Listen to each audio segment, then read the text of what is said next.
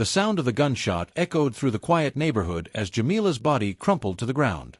Her hand, still clutching her phone, fell to the pavement, and her legs gave way. Blood pooled beneath her, staining the sidewalk. "Did you see that?" one of the neighbors shouted, horrified, from behind their window. A few others stood frozen, watching in disbelief. The officer, his badge gleaming in the dim light of the street lamp, lowered his weapon, his face grim with determination but utterly devoid of guilt. "She was trespassing," he muttered, though his voice lacked any true conviction. His eyes were cold as they scanned the now lifeless body on the ground. But what the officer didn't know, what no one knew, was that Jamila was no ordinary teenager. She wasn't just some girl who wandered into the wrong place. She was the mayor's daughter. The neighborhood was buzzing with questions. How could this happen? Why? What had she done to deserve this? But the biggest question was, why did it have to end this way? Jamila Davis had always been a good kid, smart, kind, ambitious. Growing up in the suburbs of a small American town, her father, Mayor David Davis, was a figure everyone knew. His face was on every billboard, his name always in the local news, promising change, justice, and a better future for all.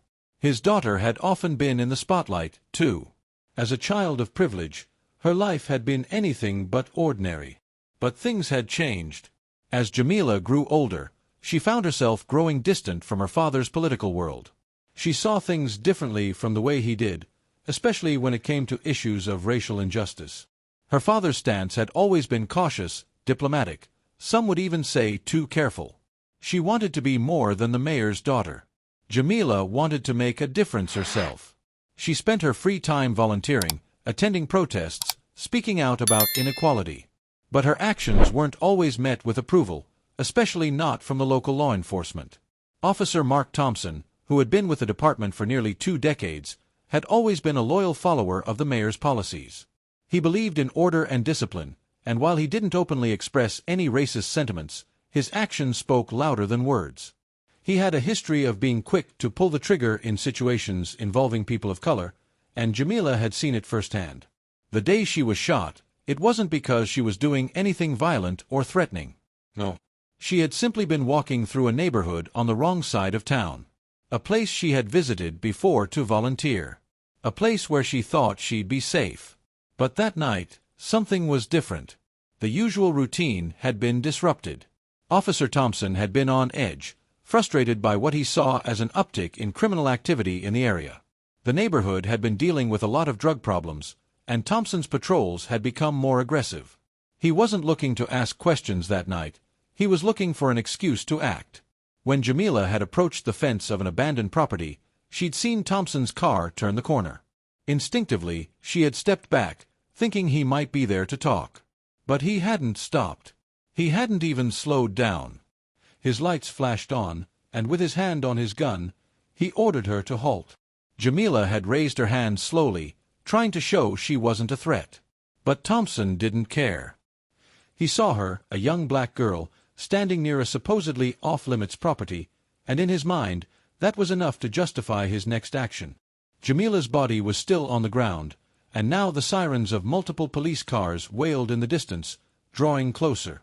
Her father, Mayor Davis, would soon be there, but by the time he arrived, would it already be too late? The neighborhood felt like it was holding its breath. The same people who had witnessed the gunshot, the blood, and the aftermath were now whispering to one another, each speculating on the details of what had just unfolded. "What happened?" someone asked, breathless. "He shot her," came the response. "I saw it. Just like that." The scene was chaotic. More officers arrived, some attempting to keep the crowd back while others took control of the situation.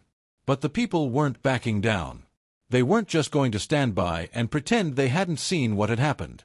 As for Jamila's father, the mayor, he wasn't just another politician on the scene.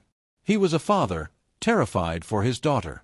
He had just been in his office, going through a set of emergency policies, when his phone buzzed with a message, "Your daughter's been shot."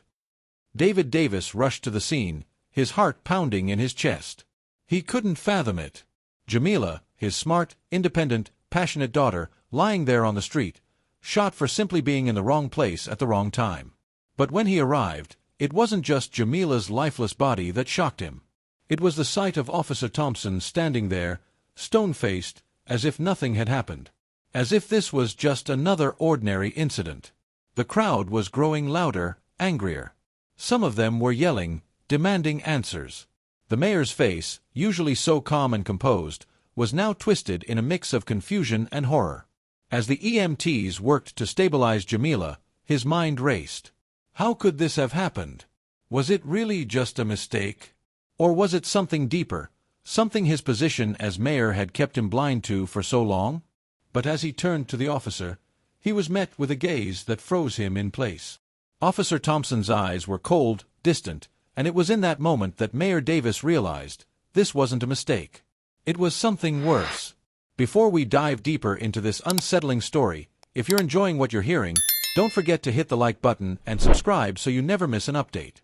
And, also, comment below and let me know where you're watching from. I'd love to hear your thoughts on the events so far.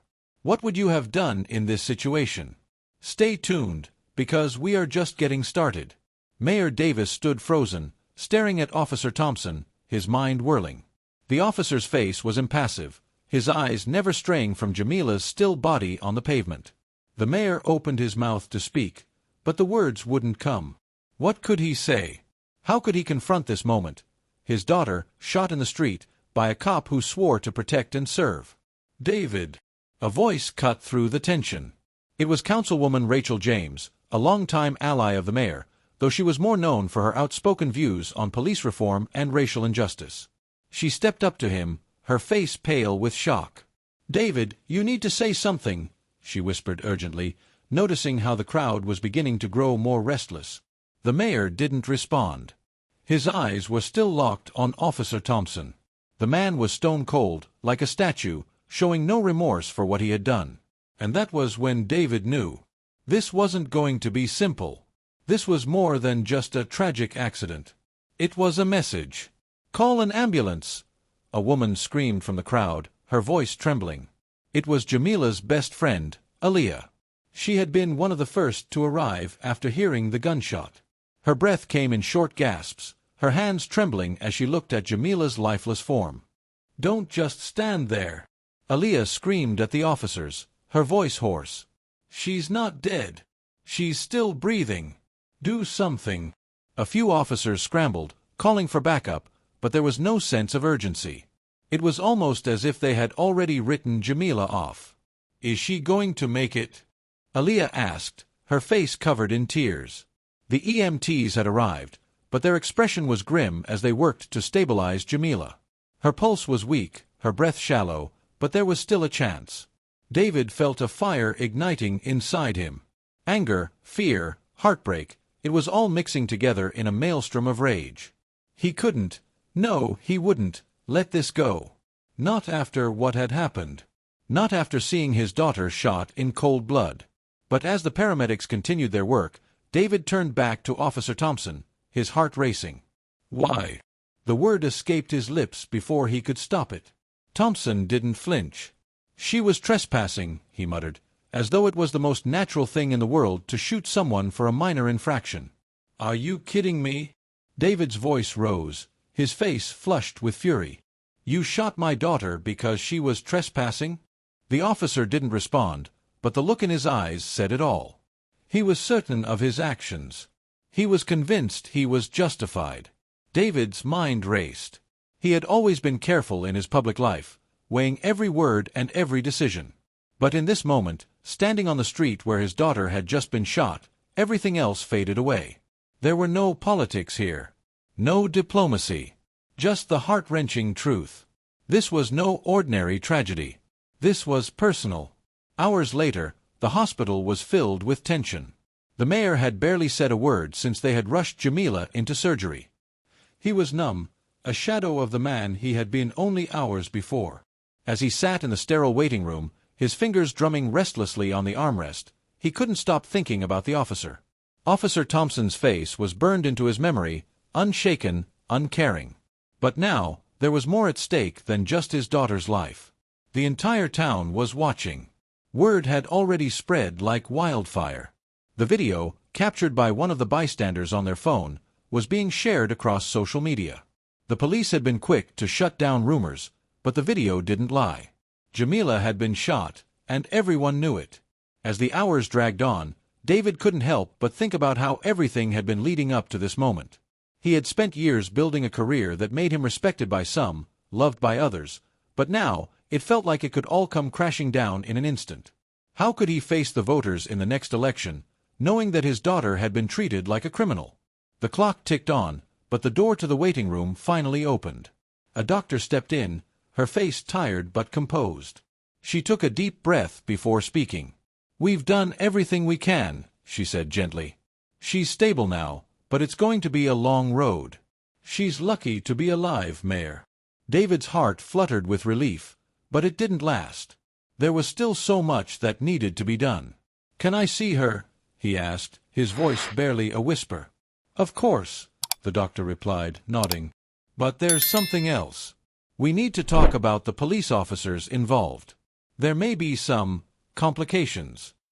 David felt a chill run down his spine. Complications. The doctor hesitated, clearly uncomfortable. "There are rumors that the officer who shot her has had previous complaints. That this might not have been the first time he's acted in such a manner." David nodded grimly. He already knew. It wasn't just a random act of violence. This was systemic. And if he didn't do something about it, no one else would. At this point in the story, I want to know what you're thinking. What would you do if you were in David's shoes right now? Could you stand by and let the system run its course? Or would you stand up and fight for justice? Leave a comment below and let's talk about it. And remember, if you haven't already, hit that subscribe button so you don't miss what happens next. The story's far from over. As the days passed, David found himself facing a growing wave of public outcry. The town was divided. On one side, people rallied behind the mayor, expressing their shock and anger over the shooting of his daughter. On the other side, there were those who defended Officer Thompson, citing his long service record and the claim that he had been doing his job. But it wasn't just about Jamila anymore. It was about a system, a culture that had allowed this to happen time and time again. David knew he couldn't ignore it any longer. He had to make a choice, and that choice would define not just his career but the future of his daughter and the town. He sat in his office late one night, staring at the empty seat across from him. Rachel James had been the only one to step forward and offer advice, but even she seemed unsure. The weight of it all was suffocating. His phone buzzed with a message from his assistant. "There's a press conference tomorrow. The public's demanding answers." David stood up and paced the room. What was he supposed to say? How could he possibly stand before the cameras, in front of the very people who had watched Jamila be shot, and deliver the right words? There was no perfect script, no set of lines that would undo what had happened. The press conference the next day was a spectacle. The cameras flashed as David approached the podium, his hands shaking ever so slightly. "Thank you all for being here," he began, his voice steady despite the turmoil in his chest. "I stand before you as both a father and as your mayor. My daughter, Jamila, was shot in cold blood by a police officer, and I promise you, I will not rest until justice is served." The crowd fell silent, each person holding their breath, waiting to hear what would come next. "I know that many of you have questions," he continued, "and I'm not here to offer excuses. This was a tragedy. But I want to make it clear that this is not just about one officer. This is about the system that has failed so many of our young people, our families, for too long. It's time for change, and it starts now." As David spoke, he could feel the tension in the air. There were whispers of support from some in the crowd, but others shot him glares, skeptical of his intentions. Then, a reporter from a local news outlet stood up, microphone in hand. "Mayor Davis, do you plan on firing Officer Thompson?" she asked, her tone sharp. "And what will happen to him? Will there be charges?" The question hit David like a ton of bricks. This was the turning point. This was the moment that would decide whether he remained the safe, careful politician or became the man who fought for what was right, no matter the cost. Before David could respond, another voice cut in from the back of the room. It was Aaliyah, Jamila's best friend, who had been holding back tears for days. She stood up, her voice cracking with emotion. "Don't make promises you can't keep, Mayor," Aaliyah said, her words shaking the room. "You say you'll bring change, but all we've seen is silence. Officer Thompson isn't the only problem. It's everyone who lets this happen. What are you going to do, Mayor? What's your plan?" David's heart sank. Aaliyah was right. His promises, no matter how heartfelt, didn't mean much without action. He cleared his throat and met her gaze. "We're taking steps to address the systemic issues in our police force. Officer Thompson will face an internal investigation. But I won't stop there. This town needs a full review of its policies and a commitment to real change.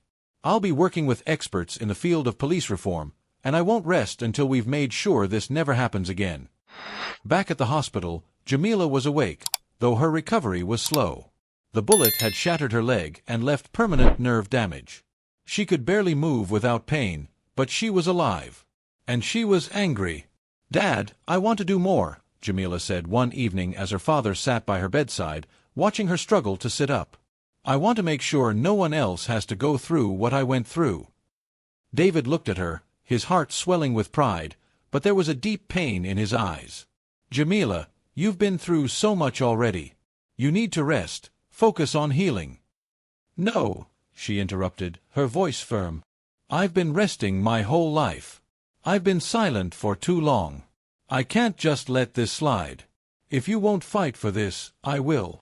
David opened his mouth to protest but closed it, realizing that his daughter was right. She had been fighting for justice long before the shooting. He had been the one too careful, too tied up in his politics. She wasn't. The next few days were a blur of interviews, press conferences, and closed-door meetings. The pressure on David grew heavier by the hour. The town was divided, and the spotlight on his family was brighter than ever. But Jamila's determination gave him a sense of purpose he hadn't known he was missing. The investigation into Officer Thompson was ongoing, but the deeper they dug, the more troubling things became. Multiple complaints had been filed against him in the past. His record wasn't as spotless as everyone had been led to believe. But it wasn't just about one officer anymore. It was about an entire culture within the force that needed to be dismantled. Jamila's voice echoed in David's mind. "If you won't fight for this, I will." The pressure was mounting in ways that David Davis had never imagined. What had started as a personal tragedy had quickly transformed into a political firestorm. The town was watching his every move, waiting for him to act. But it wasn't just about political strategy anymore. It was about justice. Real justice. The investigation into Officer Thompson had uncovered more than anyone expected.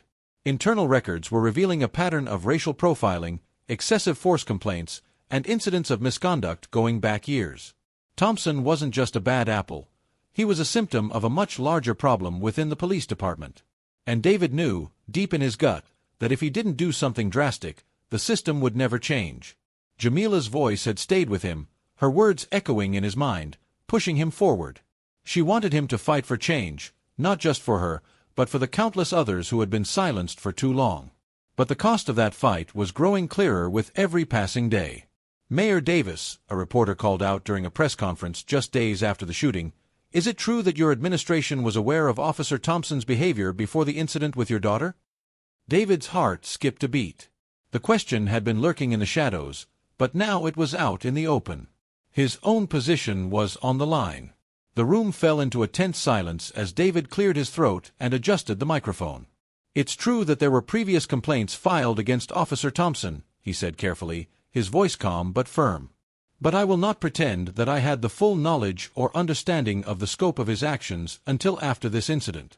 We are taking full responsibility for our failures in oversight, and we are committed to making real changes.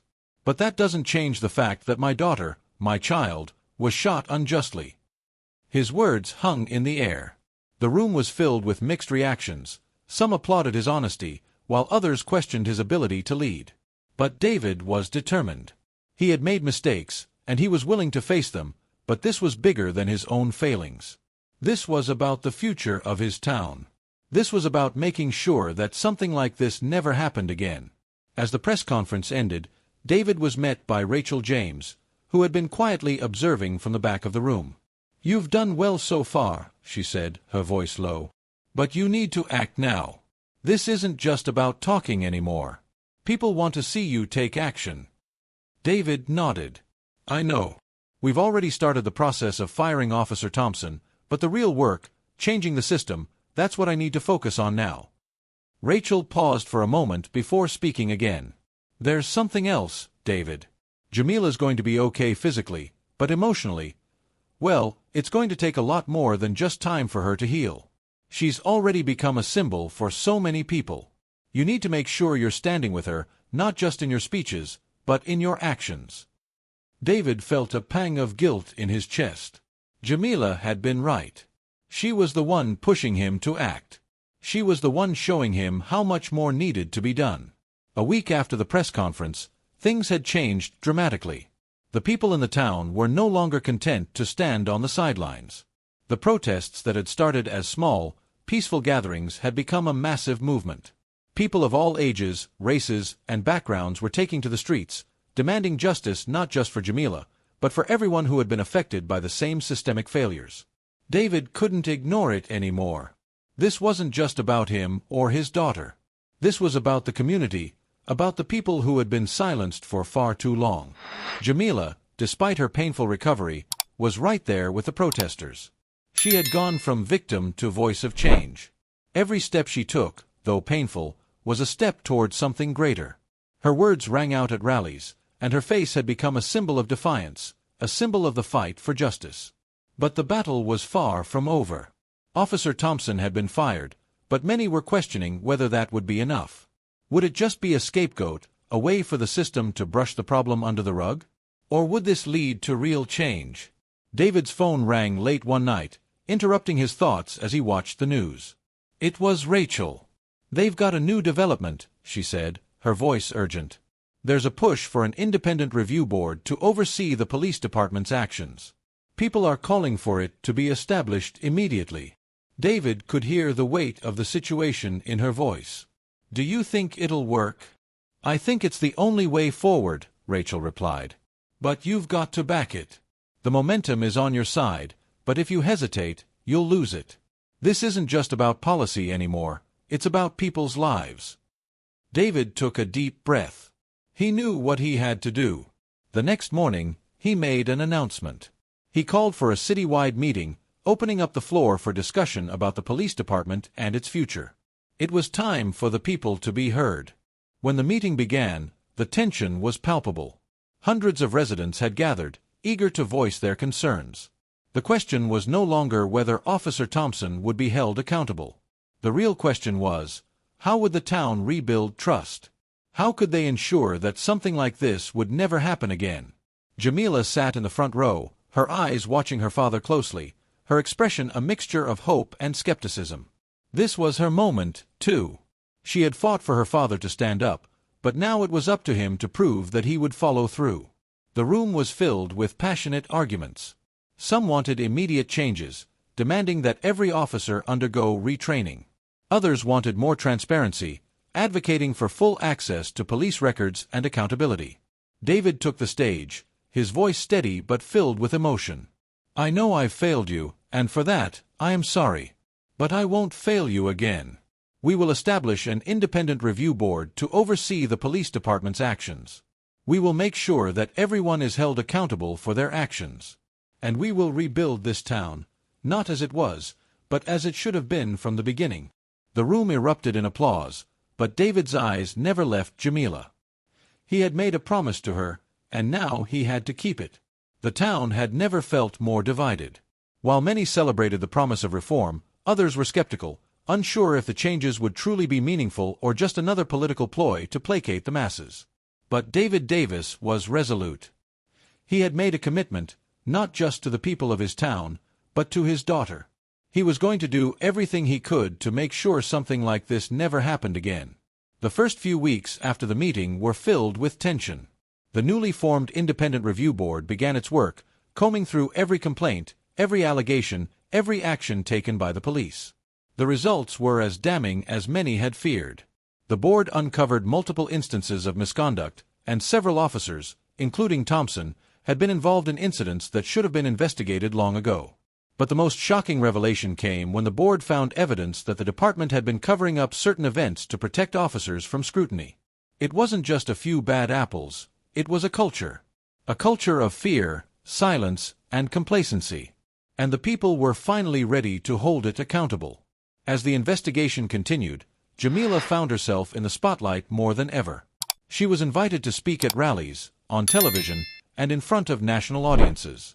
Her face, bruised but determined, became a symbol for a larger movement. She was no longer just the victim, she was a leader. But with this newfound platform came a new level of danger. As the protests grew, so did the threats. David had always known that standing up against the system would have consequences, but he hadn't realized just how far some people would go to protect their interests. One evening, David received a call that he'd been dreading. The caller ID said unknown, but he picked up anyway, sensing that this was the moment that would change everything. "Mayor Davis," a voice said on the other end, low and ominous. "You've gone too far. If you don't stop pushing for these reforms, if you don't put an end to this investigation, there will be consequences. Your daughter won't be safe." David's blood ran cold. He had heard rumors before, whispers about people who had too much to lose, but hearing it directly, from the mouth of a stranger, was a different kind of terror. "Who is this?" David demanded, his voice shaking with barely contained rage. "That's not important," the voice replied. "What matters is that you stop. For your own good, and for the safety of your family." The call ended abruptly, leaving David standing in the dark, the weight of the threat pressing down on him like a vice. He stared at his phone, unsure of what to do next. The following day was the most intense of David's life. Jamila had been invited to speak at a rally downtown, a massive event that was expected to draw thousands of people. David knew that her presence would only fuel the movement further, but he also knew that it could put her in harm's way. As Jamila got ready, her father hesitated outside her room, unsure whether he should try to stop her. The threats had escalated. The protests had turned violent in some areas, and now, more than ever, there was a real risk that someone might try to silence her for good. Jamila looked up at her father as he stepped into her room. There was no fear in her eyes, only determination. She had become someone else entirely since the shooting. Her passion had ignited a fire within her, and nothing could put it out. "Dad, I need to do this," she said softly, her voice steady. "This isn't just about me anymore. This is about all of us. All the people who've been silenced. This is the change we need." David's heart ached as he nodded. "I know. Just be careful. I can't lose you too." "I won't let anyone stop me," she replied with a small, determined smile. The rally that afternoon was packed. Thousands of people gathered, shouting for justice, for accountability, for change. Jamila took the stage and spoke with the power of someone who had lived through the very injustices she was fighting to fix. Her words resonated with everyone who had been touched by her story, but they also reached those who had been in denial about the deeper problems within their community. "I stand before you not as the mayor's daughter, but as a young woman who has been wronged," Jamila said, her voice unwavering. "I stand before you as someone who has been shot because I dared to walk in a neighborhood that wasn't mine. But I will not be silenced. And neither will any of you." As she spoke, David watched from the sidelines, his eyes scanning the crowd. The energy was electric. This was what Jamila had been fighting for. But as the rally reached its peak, something shifted in the crowd. A man in the back, wearing a hood and carrying something under his jacket, moved toward the stage. David's heart stopped. He recognized the look in the man's eyes, a look he had seen too many times before. This wasn't just someone who was upset about the protest. This was someone who intended to do harm. David pushed through the crowd, his heart racing. He couldn't lose her again. He couldn't let anyone hurt her. In a flash, he reached the stage, but just as he did, a shot rang out. The crowd screamed, and chaos erupted. David froze for a split second, the world spinning around him. Had Jamila been hit again? No, there was no blood. But the man with the hood had collapsed, tackled by one of the security officers. The crowd quickly surged away from the stage, people panicking and running in every direction. David reached Jamila, pulling her into his arms, his mind racing. "Are you okay? Are you hurt?" he asked, his voice frantic. She nodded, her face pale, but her eyes were wide with shock. "I think he was aiming for me," David's heart stopped. They had tried to silence her again. They had come so close. But they couldn't stop her. Not anymore. As the story ends, we're left with a question. What happens next? With the threats escalating and the movement growing stronger, will the town finally see the changes it so desperately needs? Or will the forces against them prove too powerful to overcome? If you've enjoyed this story, share your thoughts in the comments. What would you do if you were in David's shoes? Do you think Jamila's fight for justice will succeed? Don't forget to like and subscribe for more stories that tackle the toughest issues we face today. Until next time, keep standing up for what's right.